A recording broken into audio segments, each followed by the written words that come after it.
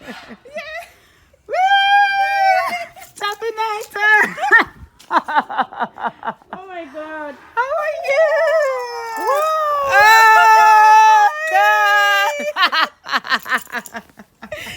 Wow, wow, wow! I'm here. Oh my goodness, you She's are! studying theater and drama. Is that Yes, correct? yes. Or I'm lying. She's Yep, studying doing theater and Bachelor of drama. Arts in Theatre and Drama. Second Yes. year, third year? Second year. Second year. Yeah. Yep. Yeah. So, what was that? Hey guys. Hi. Welcome to my channel. If you're new here, welcome, and don't forget to like and subscribe and share. I'll be If you like what you see, yes. Big And friend. if you're a returning subscriber, welcome you guys. I really appreciate you. So today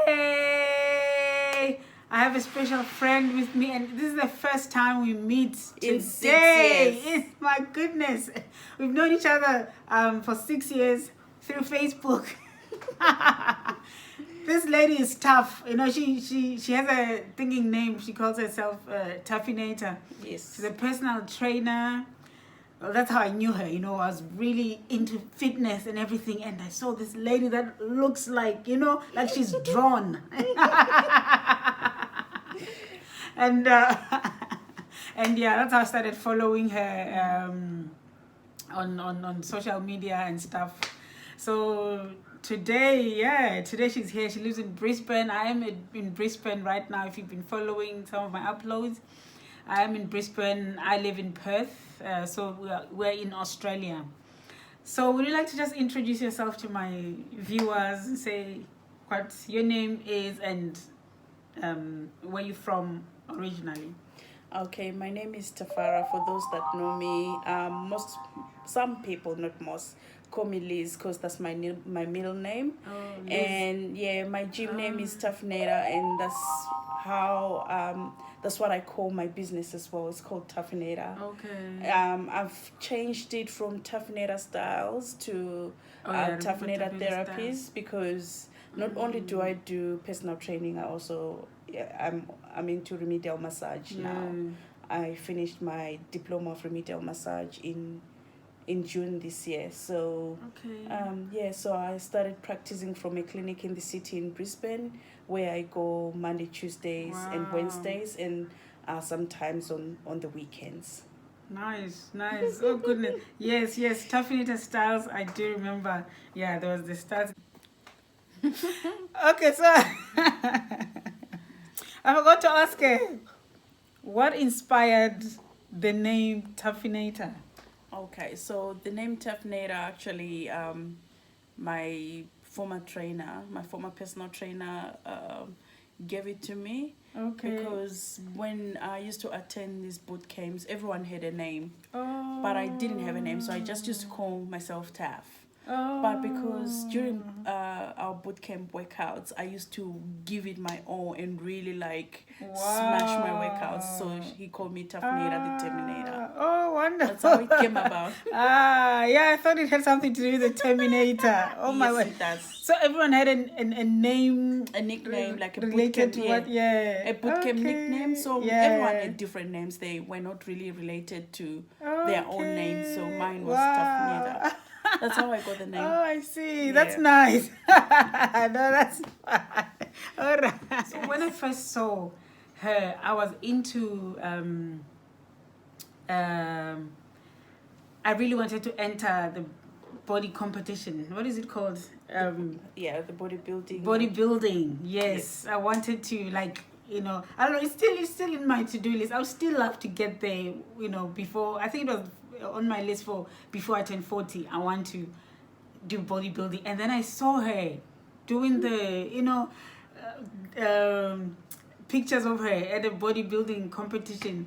Can you tell us a little bit about that, and why did you, you know, why are you not doing that anymore? Okay, so I'll be quite honest, and this is going to be very raw. So Okay. We love raw. Probably it's the second time I've actually spoken about it, like on any platform, and the first time being I was interviewed by someone from America who was like, really interested in why I got into fitness and how I got myself there. So I'll give you a little bit of a background of where I come from. I come from Zimbabwe, and when I got here in Australia in 2007 in June, I was a married woman. Okay. So you see, like, coming from an environment where a woman is just a woman back home and you are the mother, and you know, you do the bare minimum. Like, my ex-husband used to look after me, although I would say I used to work, but you know, the bulk of the responsibility was like mainly on him. And then we came here to Australia because I'm a registered nurse. So when we came here, there was sort of like a reversal of roles. Like, I became the breadwinner, and you know, our men being our men, some take it very hard. It's hard to adjust, you know. So, you know, like that, paired up with being far away from home and not having family. And, you know, I got into, I was depressed. I was diagnosed with clinical depression at one point. Oh my goodness. And I went on medication. That medication didn't go well with me. I put on heaps of weight. I think at one point I weighed just above 100. And I was probably around size 20, 22 at that time. And this medication that the doctor put me on wasn't really, you know, like, I wasn't allergic to it, but it made me even more sick.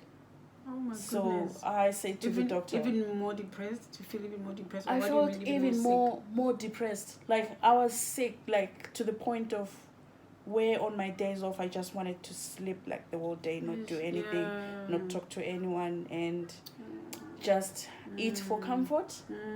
So when I got on this medication which made me sick, I came to a realization that maybe it's not something that I want to do the rest of my life. Maybe I might find other ways of dealing with this emotional pain that I had. So I kind of like told the doctor that I'm taking myself off. It was Effexor. I initially was started on 37.5 milligrams, and it was just too heavy for me, and the doctor halved that, and I went to 18.25 milligrams, which was like a very small dose that still made me sick. And I said to my doctor, you know what, I don't think I want to be on this medication. It's not for me. I know it's supposed to help me with you know, lift my mood and stuff like that. And then when I went off the medication, we moved to Townsville. And then I, you know, like, being overweight and stuff like that, and, you know, trying to do daily things was becoming very hard. And I decided that I needed to do something about it. And then there was a friend of mine who was turning 40, and she said to me, for my 40th birthday, I want to lose some weight. So I need someone to come with me, you know, like, maybe let's just do walks and stuff like that. So I started going for walks with her, which was really, really nice. And we lost weight together, and she turned a 40, and then we celebrated a birthday. And then I was like, what now? Then What do I do? And I can imagine the walking as well was also helping it mentally. So she had reached a goal, and she wasn't like really keen on continuing because she just wanted to look nice for her 40th. For her 40th. That was all. So I said, oh well, maybe I might continue on my own. So, you know, with all the stressors at home, and, you know, work, and moving to a new town, and having to do all this work by myself at home, I just used to leave home and just go for walks, just to get, you know, like. Did you feel it helped? It helped. It helped. Depression. It helped. Like, made me feel better. You know. Before long, I started walking further, and then I started jogging, and then I started running, and like. Within a year, I had lost like close to 10 kilograms, but I wasn't doing things the right way. because I was just doing what I thought, helped me. So that's when I was walking in the mall, and then there was this, like how they have these set tables and you've got people with different little businesses. There was this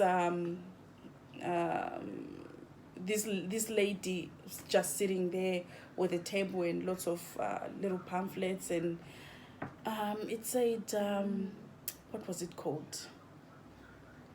It was a weight loss thing. So I approached the desk and I was like, I'm really interested in knowing how you guys do this, and how I can go about doing this. And they said, oh, you can come in for a 1-week trial.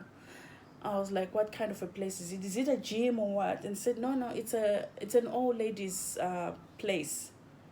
There are no men there. It's just purely ladies, and it's not like an intimidating environment. Like, because I was like, if it's a gym, I'm not going there, because I've never been to a gym, and my whole life I never had to exercise or anything else.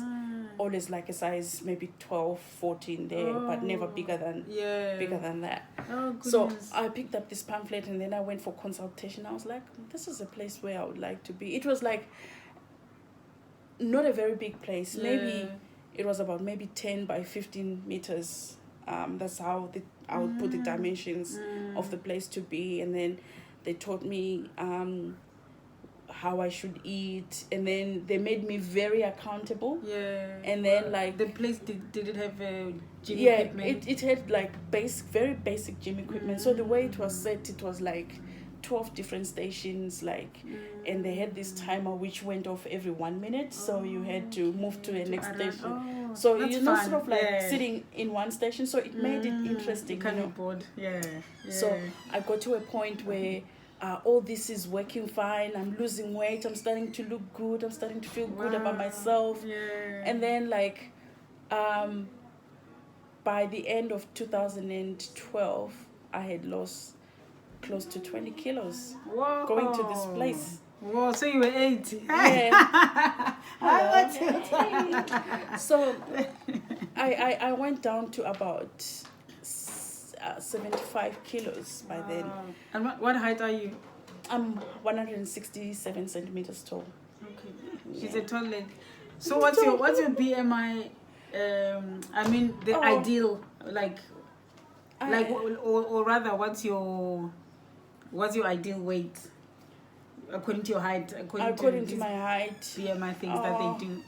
Well, I don't really trust those BMI. Okay. Yeah, I don't either. I think these are not for Africa, these things. No, because it doesn't take into consideration your bone density and stuff like that. So for me, it said something like 57 kilos.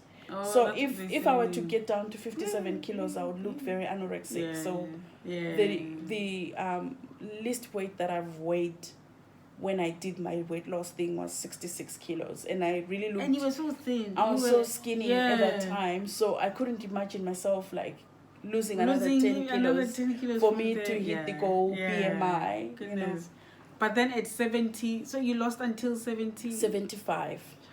Yeah, you would have been looking so slim anyway. I was slim then. I think I was about size 10 by then. Yeah, from a size 18, 20 to a size 10.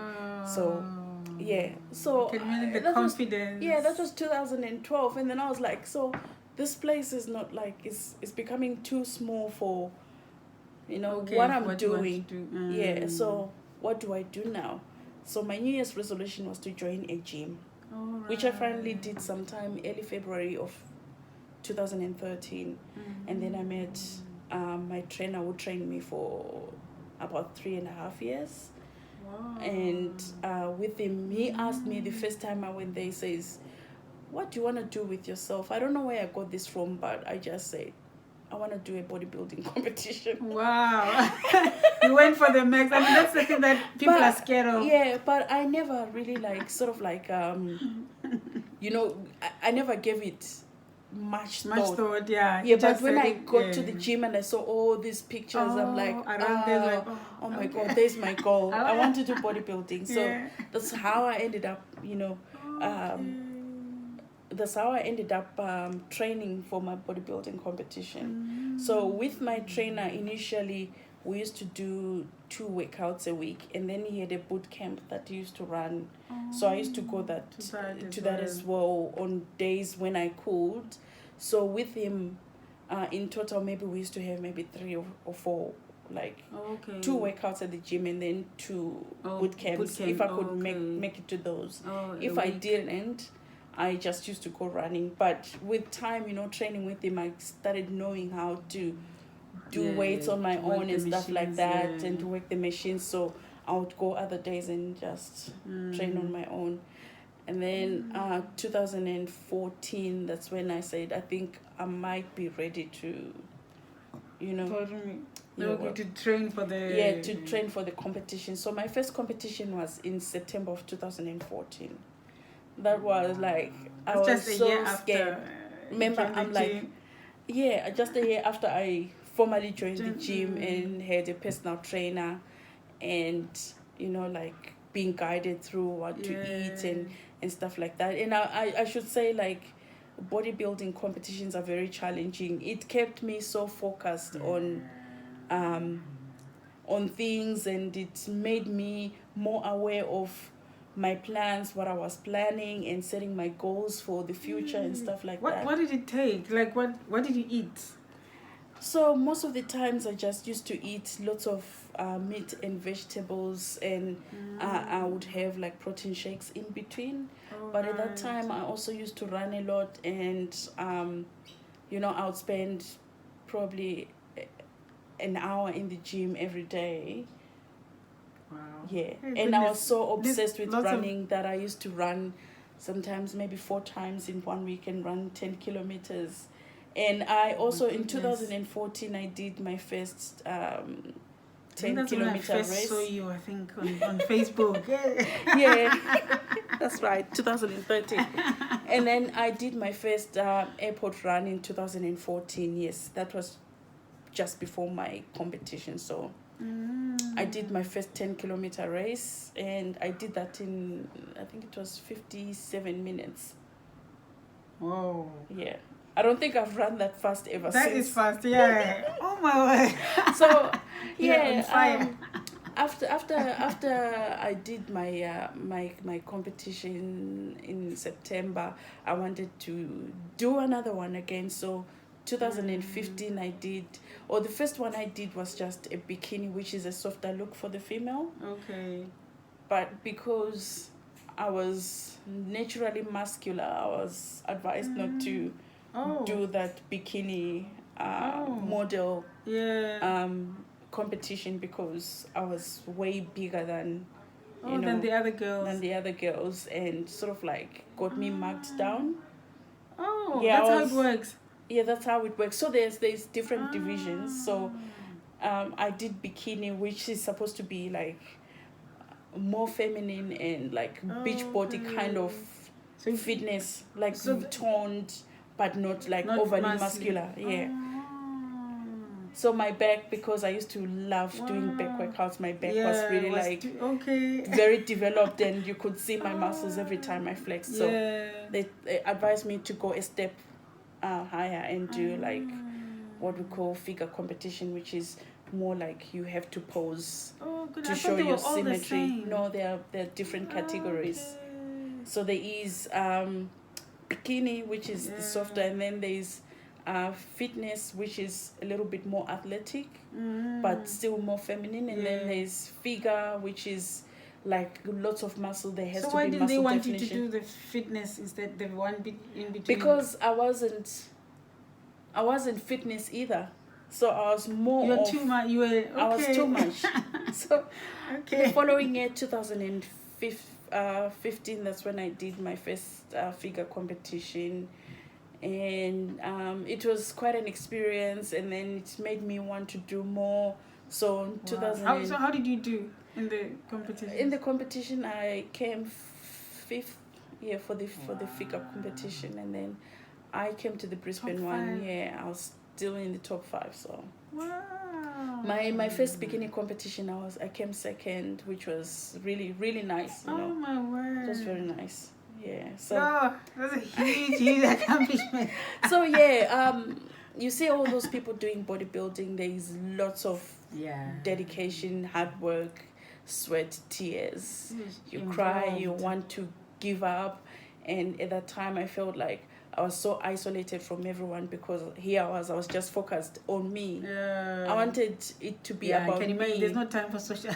No, because I used to work like full time, so most of my days off was like resting and doing house chores and going to the gym and going to the gym again. So so 2014 is when I started studying for my certificate 3 and 4 in fitness, and I finished 2015 in August. So that's when I got my That's when you started doing your personal training. That's when I started doing my personal training, and then I did personal training for other people, both online and physically in the gym, which was it's very nice, and it's very rewarding to see people changing, you know, like, and you know, helping them. I can imagine, from being 100 and something and depressed, and to being so your depression just went as you the more active you became. The more active I became, and the more I focused on myself, on the positive sides of myself, it sort of like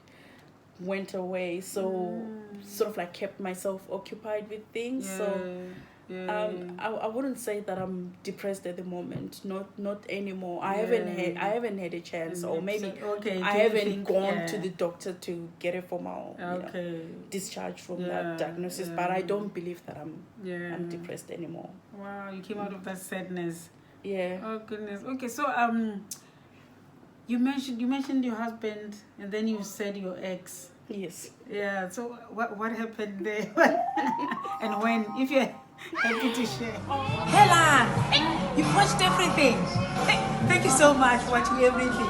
Now don't forget to subscribe and go back to my other videos and scroll and scroll and scroll and watch everything. There's very good things in here, very good interesting things. You are number one. Now thank you, and take care of yourself.